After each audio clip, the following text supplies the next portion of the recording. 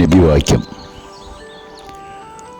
ആരെങ്കിലും വിജ്ഞാനം കരസ്ഥമാക്കാനായി പുറപ്പെടുകയാണെങ്കിൽ ദൈവം അവന് സ്വർഗത്തിലേക്കുള്ള മാർഗം എളുപ്പമാക്കി കൊടുക്കുന്നതാണ്. വിജ്ഞാനം ആർജിക്കാൻ വളരെയേറെ പ്രോത്സാഹിപ്പിച്ച ഒരു മതമാണ് ഇസ്ലാം. വിജ്ഞാനം ഏതായാലും അത് നേടാൻ ഇസ്ലാം പ്രോത്സാഹിപ്പിക്കുന്നുണ്ട്.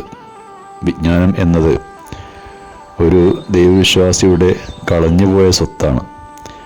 അതെവിടെ കണ്ടാലും അത് കരസ്ഥമാക്കണമെന്ന് നബി തിരുമേനി ഉപദേശിച്ചിട്ടുണ്ട്. നബിക്ക് ആദ്യമായി അവതീർണമായ ഖുർആൻ വചനങ്ങൾ വിജ്ഞാനം കരസ്ഥമാക്കാൻ കൽപ്പിച്ചുകൊണ്ടുള്ളതായിരുന്നു.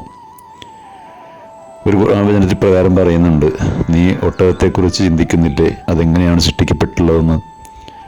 ആകാശത്തേക്കും ഭൂമിയിലേക്കും പർവ്വതങ്ങളിലേക്കും നീ നോക്കുന്നില്ലേ?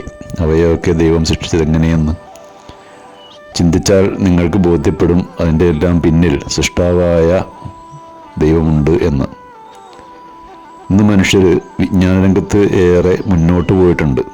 പക്ഷേ വിജ്ഞാനം കൊണ്ട് നേടേണ്ടത് എന്താണോ അത് നേടുന്നില്ല എന്നുള്ളതാണ് വാസ്തവം.